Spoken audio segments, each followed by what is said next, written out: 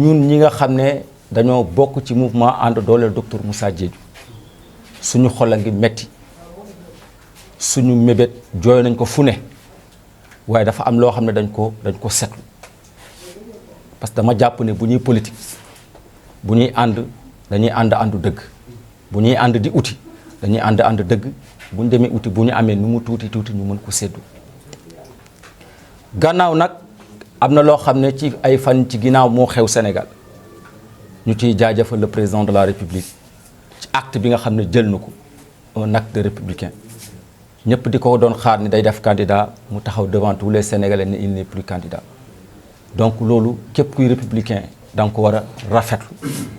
te ñu ngi koy rafetlu di ko ci jaajëfal di ko ci félicité mais bu weesoo loolu am na loo xam ne faaw ñu wax ko te dee yàlla dafa def ñun ak Macky Sall dañoo ànd fukki at ak ñaar xaw ma fukki at ak ñett suñu leader amul lu mu deful ci mbiru Macky Sall parce que lu koy firndeel aux élections de 2012 deuxième tour bañ fa tolloo Ziguinchor amul benn leader bu amoon capacité am moyen financier pour assurer deuxième tour mais mel ni Moussa Diédhiou moo jël alalam def ko ci deuxième tour Macky Sall waaye ba Macky gagné ba Macky Sall gagné cër na ñëpp waaye ba tey cërul Moussa Diédhiou ñu jàppoon ni xëy na Moussa Diédhiou 2017 mënoon na nekk candidat parce que boobu élection mi ngi nooy ay leaders yu nekk Ziguinchor ñëw xëccoo mbir mi Moussa am sagesse kenn xamu ko ci xëccoo mu dellu ginnaaw bàyyi ko ñu gagné élection législative yi donc ñàkk am nomination 2017 ñàkk jox nombre tànk docteur Moussa Diédhiou moo commencé di indi jafe-jafe Benno Bokk Yaakaar à Ziguinchor te lu koy firndeel en 2019 dañoo dem élection ñu dóor ñu ne déetewaay ñu ñëw élection locale et départementale ñu bokkoon ci benn coalition ñu dem au niveau communal am ci 13 000 voix docteur Moussa Diédhiou nekk le candidat au niveau départemental il a obtenu 17 000 voix ñu dem élection législative moment bi nga xam ne kenn bëggul nekk candidat Ziguinchor mais Moussa Diédhiou ñoo nekk le candidat consensuel tous les leaders ñu xam ne cordon ombilical bi nga xam ne moo lié entre le Benno Bokk Yaakaar et de Ziguinchor Moussa Diédhiou rek moo tax mu mën a nekk ñu tànn ko candidat sans son consentement def ko candidat joxuñu ko benn moyen def ko candidat lépp lu mu am def ko ci alalam ci politique Macky Sall ñu damaat élection départementale yàlla def gagné wu ñu amaat 17 000 voix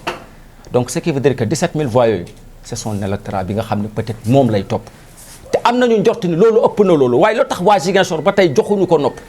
parce que Macky Sall mosu ko may possibilité mu won Sénégalais ni moom am na background bi nga xam ne amal na njëriñ Sénégal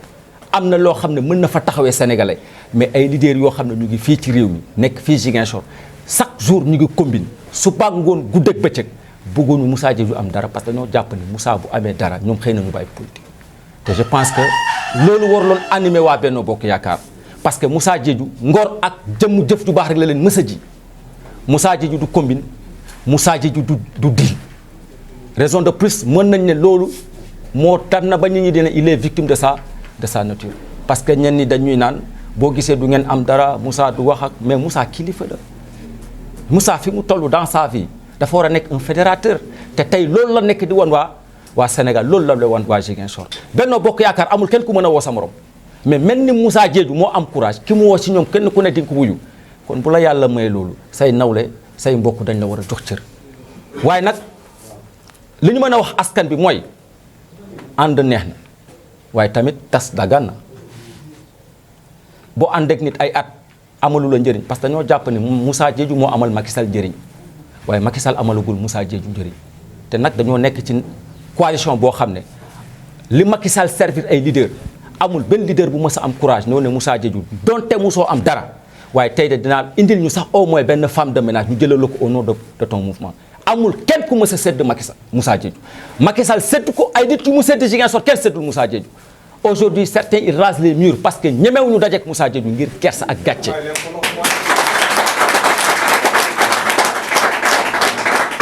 donc lu ñuy mën a wax nit ñi mooy lu ñu métti ci mbir mi da ngay toog ay at noppi na teg kenn waxul ak yow kenn faalewu la nga xëy bés dem ñu ne dafa yàkkamti ñoom ñun la ñuy jiñ dañoo yàkkamti te ñoom fukki at ak ñaar ñu ngi ci ñoom ñu ngi nàmp ñu nàmpuñu ñu ngi jooy ñu ne ñun bu ñu jooy mais bu ñu caaxaane kon dinañ fer léegi te am naa njort ni fer nañ parce que Macky Sall pare na moo tax ñun mouvement bi ñu ngi wax suñu leader moom nag lenn mooy handicapam moom dafa bëggal boppam Macky Sall parce que saa yoo waxee mu ne Macky Sall dama koy jàppale parce que vision bi mu teg pour le Sénégal moo ma ñor waaye nag ñun de moment bi dañoo jàpp moment bi parce que dañoo nekk ci lël di waxtaan bu ñu paree suñu premier objectif mooy bés ni ki tey dañ koy ne mu daggal ay activités am dans la coalition Benno Bokk Yaakaar bés ni ki tey bu ñu weesoo loolu dans les jours à venir bu soobee yàlla bu ñu paree suñu lël waxtaan ak suñu militant waxtaan ak base bi parce que ñu ngi leen ne nañu jóg gën a farlu ci mobilisation bi docteur Moussa Diédhiou ci boppam en personne fera une grande déclaration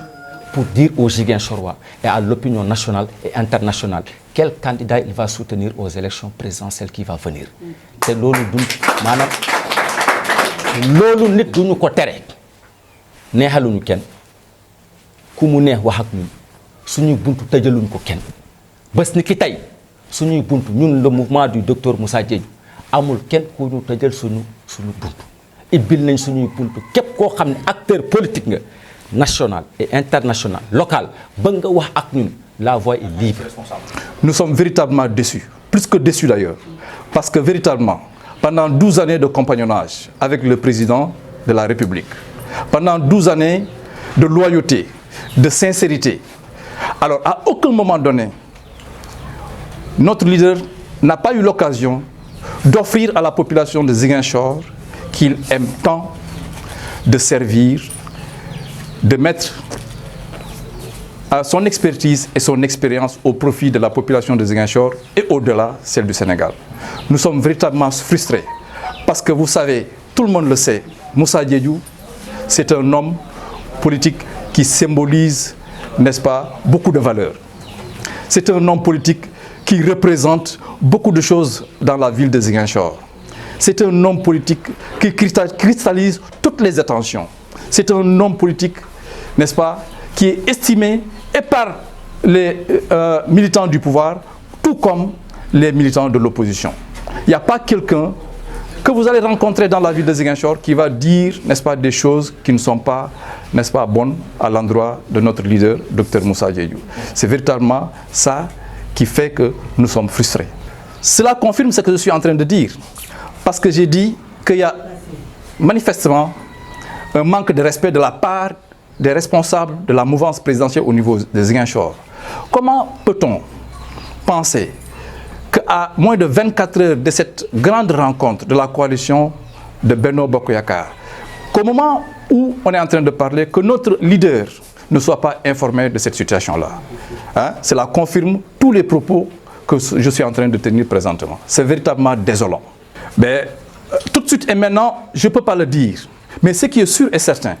que dans un avenir très proche, on va se déterminer parce que l'heure est grave. Vous avez suspendu les activités. Nous avons exigé à ce que notre leader suspende toutes ses activités au sein de la coalition Benno Bokk Yaakaar. Mais donc on pense qu'il est victime de sa douceur au moment où d'autres tapent sur la table pour émerger. Ben, chacun a sa personnalité. Moussa, c'est un homme doux. Moussa, c'est un homme consensuel. Moussa, c'est un homme jovial. Moussa, c'est un homme magnanime. C'est ça qui fait la personnalité de Moussa. Il y a des gens qui sont là à Ziguinchor, il faut qu'ils crient. Mais en réalité, ce qu'ils sont en train de dire, ce qu'ils sont en train de vouloir montrer à la face du monde, est-ce qu'en réalité, c'est ce qu'ils représentent politiquement à Ziguinchor?